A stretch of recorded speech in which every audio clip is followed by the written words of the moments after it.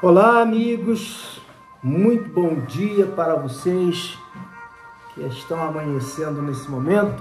Bom dia para todo o continente europeu.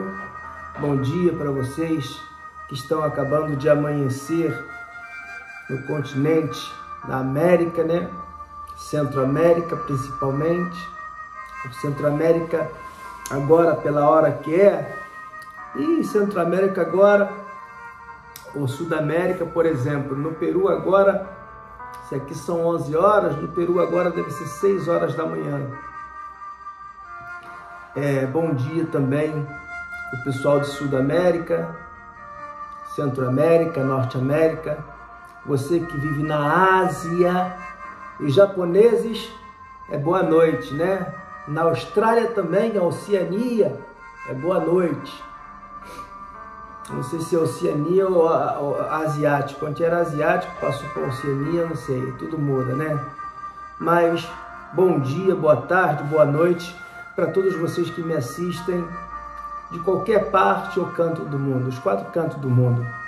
Meu nome é Alex, eu sou conhecido como Pastor Alex e já predico ou prego o Evangelho, durante muitos anos da minha vida. E me dediquei a pregar o Evangelho já desde muito cedo. E uma vez que eu terminei, me abstive da minha carreira militar, na Força Aérea, eu me dediquei à vida de evangelista. E a vida pastoral. Daí logo eu fui designado para sair pelo mundo afora pregando o Evangelho como missionário. Então eu tive a sorte, para outros a dicha, como dizem em espanhol, tive a dicha de sair por alguns países. Às vezes alguns de vocês podem até pensar que poxa, ele fala assim dessa maneira, deve ser muito legal ir para um país aqui, outro país ali, conhecer, pregar o Evangelho. Não é tão legal assim como você pensa não, pessoal. É legal quando você é muito rico, tem dinheiro, aí você vai para esses lugares e você vai passear, vai conhecer. Mas quando você vai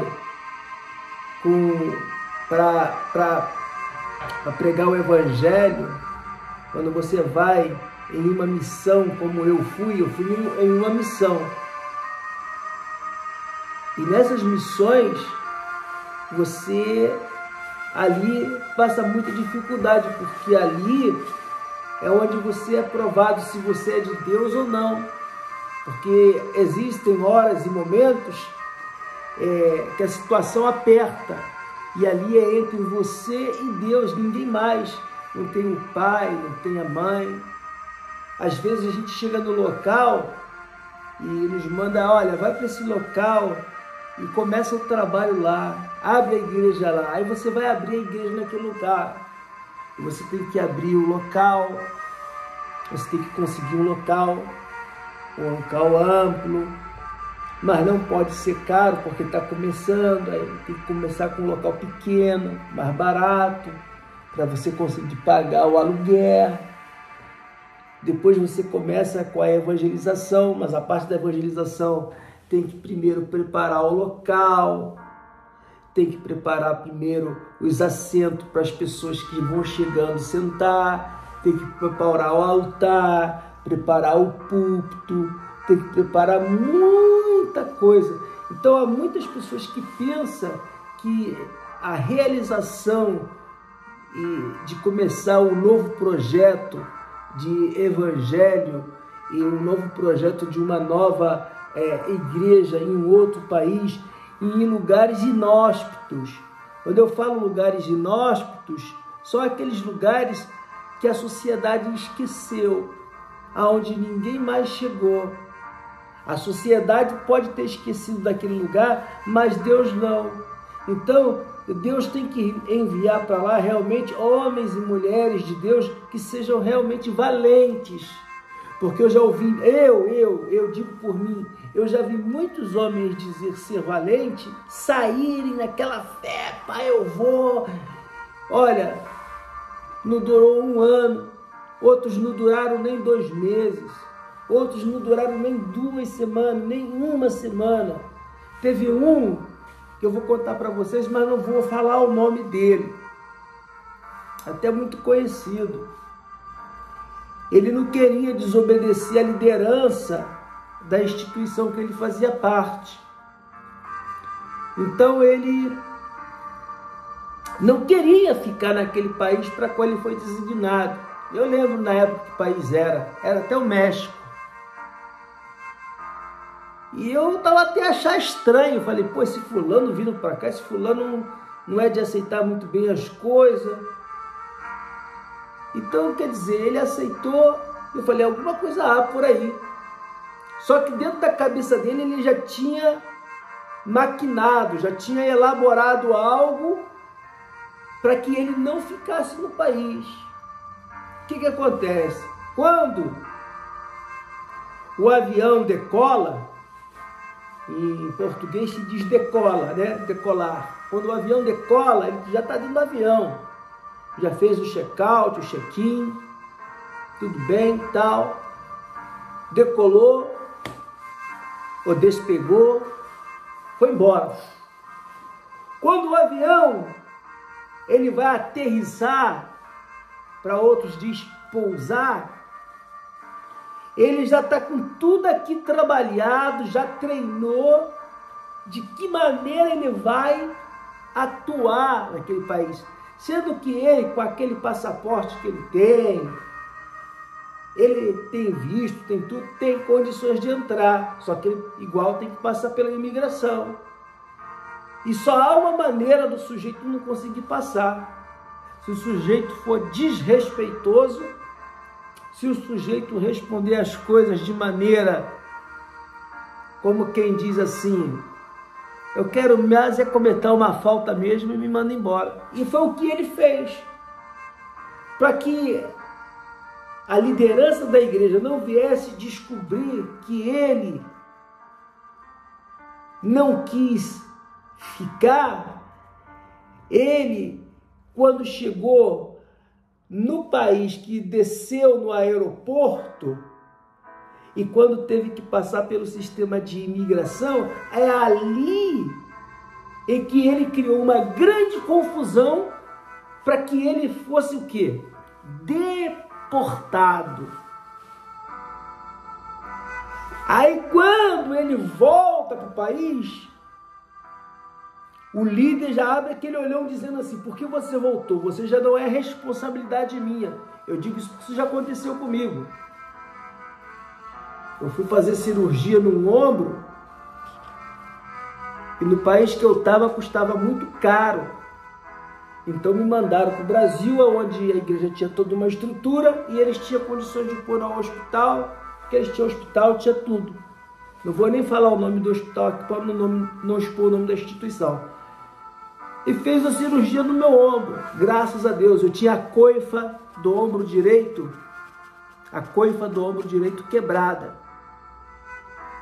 Vulgarmente falando, para vocês que são bodybuilder, faz musculação, vocês chamam de manguito rotador. Mas o que vocês chamam de manguito rotador não é manguito rotador. Tecnicamente se diz coifa. A coifa do meu ombro direito, ela partiu e eu não sabia que ela havia partido, fraturado. E ela calcificou-se de uma forma, formando por debaixo da coifa, que é tipo um côncavo, uma calcificação com um osso, e ficou aquela, tipo uma bolinha de osso assim, que estava entrejunta, doía muito, já tinha feito infiltração 2 vezes, a infiltração passava, mas continuava a doer, até que chegou o médico e disse, olha, não pode fazer infiltração várias vezes não, vai fazer uma ressonância magnética, fez a ressonância e diz, olha, aí não tem outra, senão você tem que fazer aí uma artroscopia, porque o teu braço Ele teve uma lesão, partiu e parece que ao calcificou mal, formando debaixo um quisto de osso que te causa essa dor imensa. E eu fui fazer a cirurgia nesse país, pensando que eu voltaria para o país da onde eu saí. Só que o líder desse país telefonou e disse: olha, não manda ele mais para cá não, manda ele para um outro país. Pois eu não queria, porque a nossa vontade naquele momento não é ir para outro país. Você está naquele país, tem pouco tempo, tem a tua igreja lá, está tudo formado, e o outro chega, não te conhece, manda para aquele outro país. Eu disse: tudo bem, não vou desobedecer. No meu caso, não foi uma desobediência. Fui para o outro país, como ele havia mandado. Só que eu, no meu passaporte, não precisava de visto para entrar nesse país, que era o Panamá. Só que a pessoa que estava comigo, ela sim necessitava de visto. E quando chegou com aquele montão de coisa, eles não acreditaram. E como chegamos muito tarde da noite, não tinha como deportar ela para o país de origem dela. Eu não podia ser deportado para o meu país, da onde eu saí, porque eu podia entrar. Mas eu não ia deixar a pessoa com quem eu fui, do meu lado, sozinha. Então eu entrei, falei: ó, então eu tenho que voltar junto com ela. Pegaram o passaporte dela, fizeram carinho no meu, não, deportaram. Quando eu cheguei lá, o bispo deu um grito tremendo, dizendo assim: ah, você já não é problema meu, você é problema do bispo A, B, C e tal, o que você vai fazer aqui? Mas um grito mesmo de escândalo, que eu até pedi: olha, fica lá para baixo que você não vai aguentar a pressão não. Depois que ele acabou de gritar, eu peguei os 2 passaportes, olha aqui, meu outro passaporte está aqui, eu passei, está tudo legal. Agora esse passaporte aqui, o que está escrito aqui? Ah, mas se foi deportada, por que não foi deportada para o país dela de origem? Porque nós chegamos tarde da noite nesse aeroporto, e aí no passaporte dessa pessoa e no meu passaporte está que nós temos residência na Venezuela e que atualmente vivemos na Venezuela e não no Brasil. E como não havia voos direto para o país dela de origem, então mandaram para o país onde ela tinha residência e estava a viver atualmente, porque tudo aparece no passaporte. Então, como não havia voo, disseram: não, eu não vou mandar ela para o país dela porque ela está a viver aqui, porque aqui está aqui no documento, que fica colado dentro do passaporte. Ela tem visto de residência permanente nesse país. Montaram ela no avião e mandou. Agora, o senhor entende por que eu voltei para cá? Porque ela foi deportada e como não havia voo para o país dela, olharam o visto dela com residência aqui, vivendo aqui, com tudo aqui, e disseram: não, já que não está para o país dela, manda para o país onde ela vive. Porque afinal de contas, ela nem no país dela está vivendo em outro país que é esse aqui. Aí foi que ele, depois do escândalo, pessoal, porque agora o Panamá é muito parecido com os Estados Unidos, o novo Panamá é muito lindo, é lindo, tem praias caribenhas, é tudo muito maravilhoso, mas também é difícil. E eu não arrumei nenhuma desculpa, eu passei normal. Só que eu antes avisei a secretária: olha, secretária, ela tem que voltar para o país dela de origem, tem que comprar passagem para que nós vayamos para o país dela. Por quê? Porque ela precisa de visto para entrar lá. E a secretária, só porque era irmã do líder, do cabeça, do grandão, faltava respeito aos pastores. Não, eu é que sei, não precisa de nada. Precisa porque eu sei, já viajei muito. Ela precisa. Ela não é brasileira. Não precisa, não. Chegou lá, o bispo pensou que era verdade. Quando eu cheguei lá, que o bispo deu os gritos dele, ele teve a coragem de pegar o telefone e chamar para o país de origem dela e mandar o bispo que estava naquele país, que era o país dela, e perguntar assim, tem como você entrar em contato aí no país dessa pessoa aí, com a embaixada do Panamá, ou com a embaixada da própria pessoa, ou com o órgão da própria pessoa, e perguntar se necessita visto para essa pessoa desse país entrar, o peruano entrar nesse país? Uma coisa que era tão fácil, era só ele entrar na internet, abrir a página, buscar na página lugares aonde peruanos necessitam de visto para entrar e aparecer lá. Mas ele não, ele preferiu chamar para perguntar. Aí o bispo, então tudo bem, eu vou ver aqui. Passou uma meia hora, o bispo, olha, realmente, olha, aqui disseram que para eles entrarem aí, eles necessitam de visto. E o visto eles só podem tirar aqui no país deles de origem. Quando o outro falou para ele, aí ele já tinha gritado, já tinha feito toda aquela festa. Ou seja, não parecia nem a atitude de alguém que foi chamada para ser bispo. Porque a Bíblia fala claramente de quem é eleito a bispo. Quais são as qualidades de um homem que é consagrado a bispo. Quais as qualidades? Ser bem casado, ter um bom caráter, ser de família, saber orientar a igreja, tudo. Mas da forma que ele atuou, não foi da forma de alguém que tenha domínio próprio, equilíbrio. Eu não estava inventando nada. O outro inventou, chegou lá, arrumaram problema com ele e deportaram ele. Mas não arrumaram problema com ele, ele que arrumou o problema. E todo mundo estragou a conversa dele e ele voltou de novo para lá e até hoje nunca mais saiu e está lá. Eu vi muitas injustiças acontecer. Então, passar por muitos países é muito bom. Você conhece. Mas quando se vai de passeio é uma coisa. Agora, quando se vai a trabalho é outra coisa. Todo mundo quer ir para USA, State of America, ou Estados Unidos de Norte América. Todo mundo quer ir para os Estados Unidos de Norte América porque pensa, é o país do tio Sam, é o país da maravilha. Não é como todo mundo diz que é, não, pessoal. Existem lugares lá horríveis. Existem lugares comparado à Cracolândia de São Paulo, se você não sabe. No Brooklyn, existem lugares assim, tipo a Cracolândia.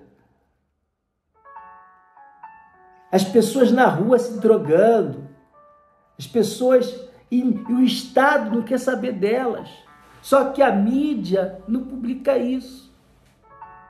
Existem pessoas em miséria, existe tudo isso também igual. Como existe em qualquer outro país, só que eles não divulgam. É claro, quando chega a classe de primeiro país do mundo, você não vê essas coisas. Você não vê isso na Dinamarca. Você não vê mendigo na Suécia. Você não vê mendigo na Suíça. Tu vai à rua, não tem mendigo. Por quê? A pessoa lá que não tem condições, eles pegam a pessoa, mandam a pessoa para um abrigo, dão para ela abrigo, casa, comida, dá tudo para a pessoa. Você não vai ver nunca um mendigo na rua.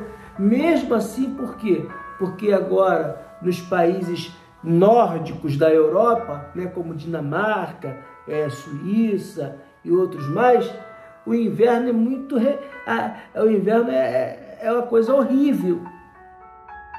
E mesmo sem estar no inverno, a noite também é terrível. Essas pessoas não iam aguentar, é morrer com hipotermia. Está entendendo o que eu quero dizer para você? Então, às vezes, tudo que para você pode parecer muito lindo, não é. E no Brasil é maravilhoso fazer a obra. E às vezes eu percebo que alguns pastores, às vezes, entram em contato comigo e reclamam, poxa, aqui na minha igreja só tem 30 pessoas. Eu falei, cara, o cara que consegue 30 pessoas aqui é até regional. O cara que tem 30 pessoas aqui na igreja está dando até pulo de gato. O cara que consegue levar 4 pessoas, né? E 4 de primeira vez, 3, ele é feliz. Se entrar uma pessoa, ele valoriza aquela pessoa como nunca. Ele entra aquela pessoa, ele senta, ele conversa, ele dá a vida por aquela alma. Sabe por quê? Porque cada alma aqui fora vale muito. É difícil de se converter aqui fora? É. Mas quando se converte mesmo. Não sai nunca mais, não abandona. Não abandona Cristo. Não é como no Brasil, que muitos entram e depois saem por causa dos escândalos que acontecem na igreja. Porque, infelizmente, os escândalos, como diz na Bíblia, é inevitável. Mas ai de por quem vem os escândalos, disse Jesus, né? E às vezes os escândalos provêm até dos próprios pastores. Porque eu não posso demonstrar, eu não posso mostrar para as pessoas a desnudez do meio eclesiástico, a desnudez do meio pastoral. Por quê? Porque muitas pessoas que estão sentadas ali no átrio, que são membros da igreja, elas não têm estrutura espiritual para ouvir certas coisas. Elas ainda estão tomando leite, ainda está com papinha. Aí vai a pessoa e vai lá e está com raiva porque vai sair da instituição, o pastor, ou quem lá seja, e fala tudo que há por detrás dos bastidores, coisa que a pessoa ainda não tem estrutura para ouvir. A pessoa se escandaliza e a pessoa sai da igreja. Essa pessoa é chamada por Jesus como pedra de tropeço. E Jesus disse: ai daqueles que servirem como pedra de tropeço para um dos meus pequeninos. Então, jamais eu farei isso, servir de pedra de tropeço para um pequenino. Eu podia chegar aqui e abrir o verbo e falar tudo que eu vi acontecer das instituições que eu passei. Vi coisas horrendas, horríveis, que dá nojo de falar. Mas o que eu ganho falando com isso? Eu não ganho nada falando disso. Aliás, Jesus não me chamou para falar disso, Jesus me chamou para falar da palavra dele. E hoje eu estou falando para vocês do tema pastoral, do tema evangelístico, que não é tão fácil você evangelizar no país que não é a tua cultura. No Brasil você aborda uma pessoa, ela para, ela te ouve, ela é educada, dá bom dia, dá boa tarde, dá um sorriso. Aqui a pessoa faz cara feia, não te dá bom dia, não para. Aqui você não pode dar um folheto que eu falo é um panfleto, você não pode dar. A pessoa te olha assim de lado assim, te olha assim estranho. É verdade, te olha assim de lado, como quem diz: o que você quer? E segue o caminho dela, não para te ouvir. Por mais que você fale o idioma dela, ela te despreza. É muito difícil pregar o evangelho, não é tão fácil como você pensa que é, pessoal.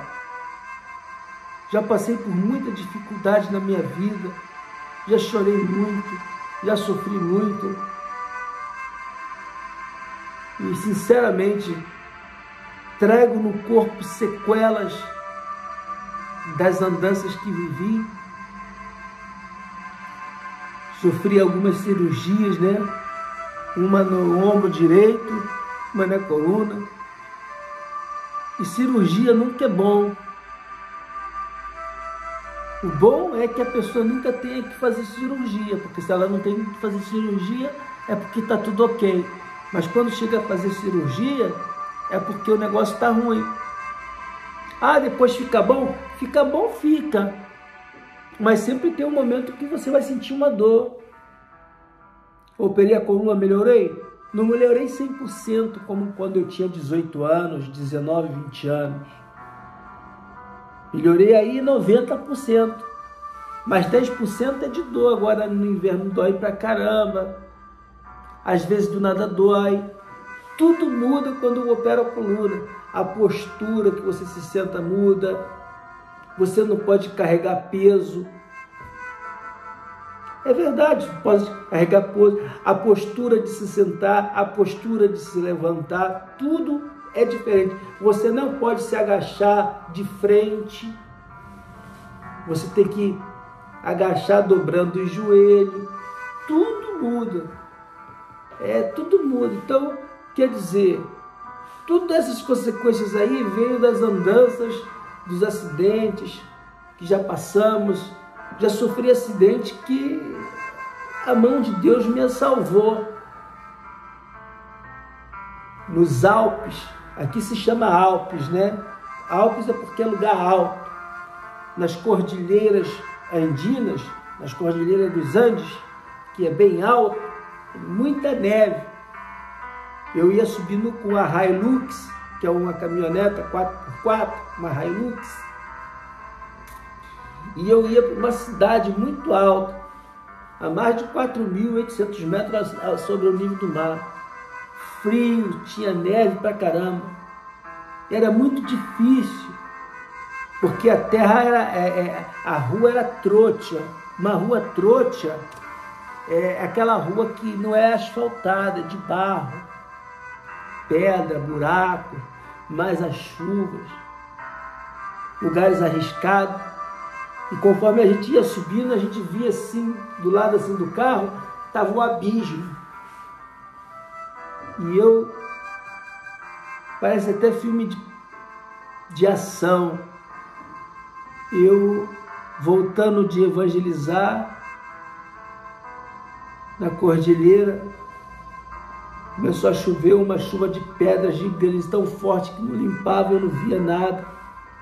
A roda dianteira subiu sobre uma pedra e eu estava devagar, levava a tração em segunda, que é para segurar mais o motor, né? Porque se você leva em livre, o carro fica solto. Então leva em segunda para segurar o motor, mais o freio. A pedra, o carro bateu numa pedra assim, grande, e subiu. Na hora que subiu sobre aquela pedra, mas o buraco, que a água, o carro virou. Isso, o carro virou e dá 3 voltas. O senhor que ia na frente voou por trás. O moleque que estava atrás estava todo arranhado. Eu só saí com um arranhão aqui do lado só. E eu todo desesperado, o carro era alugado. Mas o carro, quando é alugado, tem tudo, tem lá risco, proteção, você paga tudo. Só que como deu perda total, eu tinha que pagar o sinistro. O sinistro é a prima, ou seja, 10% do valor da perda total. Naquela época era muito dinheiro, $6.000. E quem tinha que correr com esses custos era a instituição, porque eu estava a serviço da instituição. E a instituição queria lavar as mãos e me deixar a ver na vida. Eu fazendo a obra que não era para mim, era para Deus e a mando da instituição. Porque ninguém está suscetível, não é porque alguém é de Deus, não é porque alguém é pastor que está exonerado de não passar por dificuldade, por não sofrer um acidente, entendendo? Porque eu estava a conduzir sumamente com cuidado, mas quando começa, você que já viajou sabe o que eu estou falando, quando começa a cair nevasca, aquele nevão grande, ou começa a chover muito forte, e daqui a pouco se transforma em pedra de granizo, você não vê nada na sua frente. E o pior de tudo é quando vem um nevoeiro. É como se a nuvem baixasse sobre o monte. Você pode ligar os faróis mais altos, nebrilheiro, tudo. Você não vê uma agulha e dá medo de andar com o carro. Eu ficava com o carro piscando e com o motor ligado, só buzando tudo, com medo de alguém vir. Porque não dá para sair do lugar, porque você não vê nada, nada. É zero visão. E eu sabia, se eu me mover daqui, eu não sei se a curva é para lá ou se é para cá. E era tudo abismo, eu vou cair, vou morrer, vai morrer todo mundo. E quando aquele nevoeiro passou, eu fui, começou a cair aquela chuva toda. Foi quando aconteceu o acidente. Essa é uma das experiências que eu estou contando para você, que eu passei na minha vida. Hoje eu tenho aqui no YouTube, aonde eu estou me dedicando agora a pregar o Evangelho e falar do Evangelho de Cristo para vocês. Eu ia falar aqui agora do livro de Mateus, do capítulo 22, sobre a parábola das bodas, que também está escrito lá no livro de Lucas, no capítulo 14, versículo 16 e versículo 24. Porque ninguém sabe o que significa a parábola das bodas. Quando se fala parábola, é no sentido figurado, tá, pessoal? Parábola significa sentido figurado. Busca no dicionário o que significa a palavra parábola. Parábola é como se fosse uma história, algo que não existe, mas que é tipo como se estivesse dando o exemplo de algo que vai vir a acontecer e não aconteceu. Isso é uma parábola. Parábola é uma história, é tipo como um filme, que eu escrevo um roteiro ou um guion. Está entendendo? Isso é uma parábola, uma parábola. E essa parábola aqui, Jesus fazia menção do que significava a parábola das bodas. No livro de Mateus, no capítulo 22, versículo 1, você vai ler comigo. Desculpa ter desabafado aquilo para vocês, porque às vezes eu publico ali no Instagram, eu publico alguma coisa ali, as pessoas pensam que a vida da gente é um mar de rosas. Não é nada disso que você está pensando não, pessoal. Você está aí no Brasil, pode estar seguro. Se você está no teu país de origem, você está feliz, você é feliz. Sabe que às vezes eu sinto falta da voz do meu pai. Me desculpe, me emocionei aqui um pouco. Sinto falta da voz da minha querida mãe. Sinto falta ali de ouvir a voz dos meus irmãos. Mas não é só ouvir a voz, porque eu posso ouvir por telefone, é de poder pegar, apalpar, abraçar, sentir que estou ali junto da família e que tenho alguém para me abraçar. Porque você diz aí do outro lado, mas isso é fácil, vem para cá, vem faz isso. Sim, é fácil, vem e faz isso. Mas eu tenho uma família aqui, minha esposa está aqui, tem uma atividade muito importante aqui, não pode abandonar a atividade dela. Eu posso ir aí? Posso, mas tem que ser planificado, porque as datas escolares são diferentes, tem a filha na escola. E às vezes as pessoas pensam que é fácil.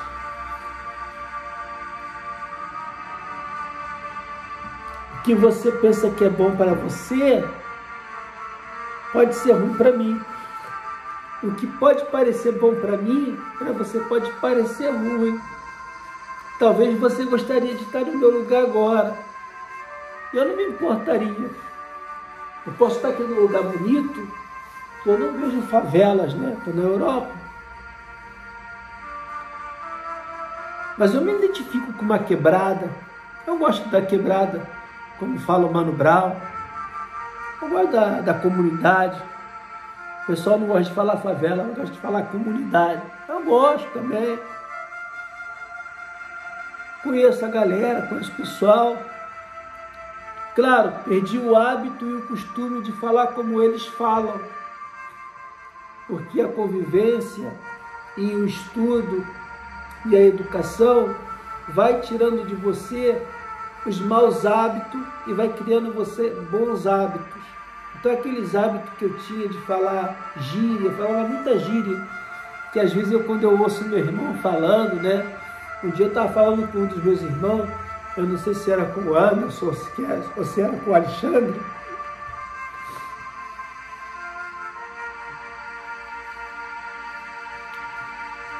E eu falava da dificuldade para eles e eles falaram assim: pô, irmão, mete o pé daí.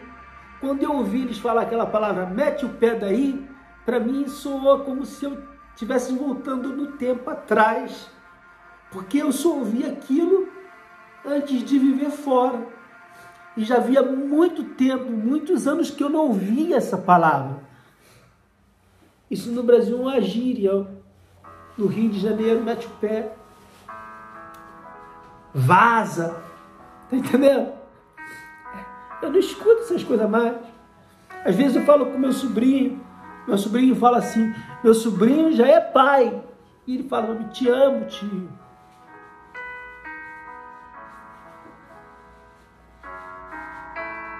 Tem outras sobrinhas que eu não conheço.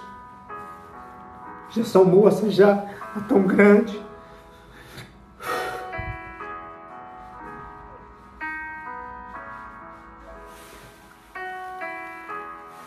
É difícil.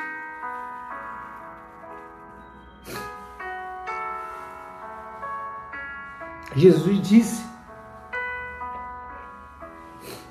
que todos aqueles que por amor dele deixasse pai, mãe, casa, tudo, que não haveria de receber 100 vezes mais.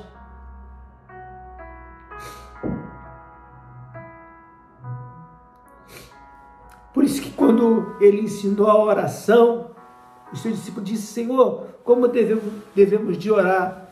Ele deu um exemplo dizendo, Pai nosso que estás nos céus, santificado seja o teu nome, venha a nós o teu reino, seja feita a tua vontade. Quando ele diz seja feita a tua vontade, significa dizer que nós somos falhos, somos humanos, somos egoístas. E muitas das vezes nós queremos que a nossa vontade seja feita. E quantos de vocês, ou até eu mesmo, na minha oração às vezes, fico, Deus, eu quero isso, Deus, eu quero aquilo. E você não entende por que Deus não te dá. Deus não te dá, não é porque Ele não quer te dar. Deus não te dá porque como Pai, Ele já sabe o antes, o depois e o agora. Deus é e sempre será. Ele sabe todas as coisas. Tudo que aconteceu desde da fundação, Deus fez sabendo que ia acontecer. Deus sabia tudo que ia acontecer. Sabia? Ele fez sabendo tudo que ia acontecer. Não existe nada que aconteceu que Deus não soubesse. Não existe nada que haja acontecido, a expulsão de Lúcifer, da tensão, nada daquilo que aconteceu, a expulsão de Lúcifer, os demônios. Deus não sabia. Deus sabia tudo aquilo que ia acontecer. Deus sabia que Lúcifer ia se levantar. Deus sabia de Jesus, sabia de Judas. Tudo Deus sabe e Ele criou com propósito. Não sou melhor do que ninguém. Não sou melhor que nenhum mendigo. Sou tão igual como um mendigo. O mendigo sente fome, também sinto fome. Ele sente frio, também sinto frio. Você sente dor? Também sinto dor. Você tem que tomar remédio? Também tomo remédio. Você tem que trabalhar para comer, para pagar luz, água, manter família. Eu também tenho que trabalhar, fazer tudo isso.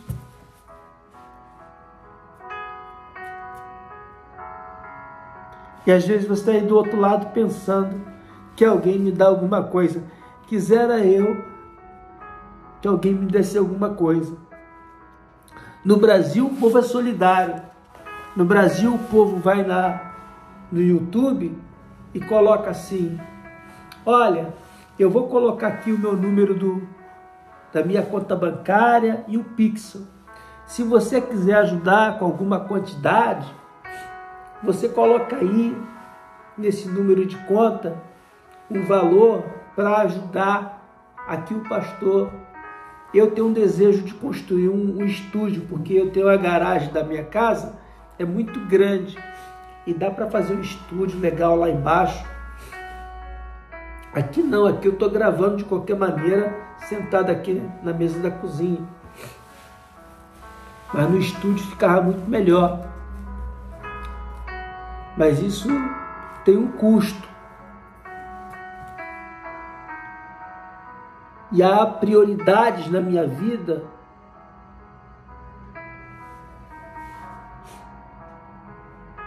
está entendendo? Então as pessoas no Brasil colocam lá o número dela e as pessoas depositam. Aqui, se eu fizer isso, vão me chamar bandido, mercenário, lá quer viver à custa dos outros. Você pensa que aqui as pessoas não pensam, não? As pessoas pensam muito. As pessoas até pecam por pensar. Eu admiro o povo brasileiro por causa disso, porque o povo brasileiro não tem tanta malícia. E talvez por falta desse pouco de malícia que esse povo sofre tanto, é tão enganado. Porque há pessoas que já ficaram milionárias, bilionárias, trilhardárias,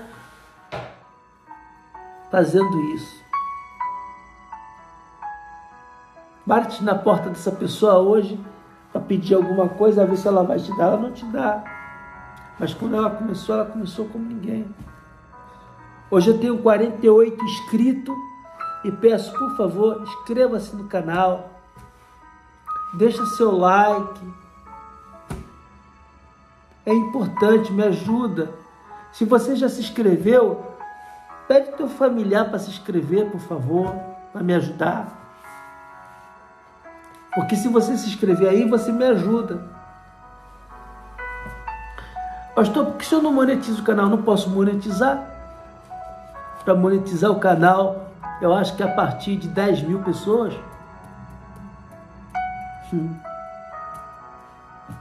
Você acha que é fácil? Se eu fosse fazer comédia, uma risa, fosse virar um Anderson Nunes, um Tiro Lipa, fazer umas palhaçadas, ou fazer como o Luva de Pedreiro fez e outros fizeram e viralizou e hoje os caras estão bilionários.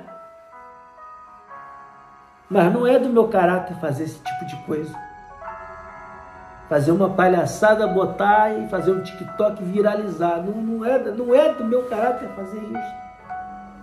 Se tiver que acontecer, vai acontecer normal aqui, pregando um evangelho genuíno. E eu nunca vou chegar aqui para dizer, olha, dá-me isso, dá-me aquilo. Eu nunca vou chegar aqui, olha, aqui está minha conta, não. Não porque eu sou contra, mas porque aonde estou, o lugar que estou, não me permite fazer isso. Porque as pessoas não são iguais às pessoas do Brasil, que tem prazer em ajudar, amor em ajudar a expandir a obra de Deus. Tem gente que nem da igreja é e pede ajuda e as pessoas não. Tem pessoas que é influência, pede ajuda e as pessoas dão. Eu não peço ajuda. Eu vivo daqui, ó. Trabalho das minhas mãos. Não é sempre que você só me vê de aliança quando eu estou aqui em casa gravando.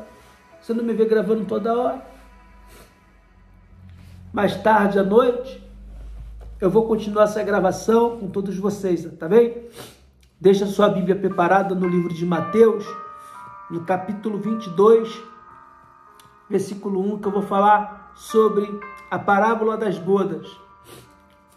No livro de Lucas, capítulo 14, do versículo 16 ao 24, também fala sobre a parábola das bodas. E mais tarde à noite eu estarei dando continuidade e falando sobre essa palavra. Agora eu vou encerrar o vídeo, que é para não ficar muito pesado. Tá, pessoal? E aqui me despeço de todos vocês com um grande beijo, pedindo a vocês que orem imensamente por mim, por minha família. Todo lugar que eu passei, eu oro.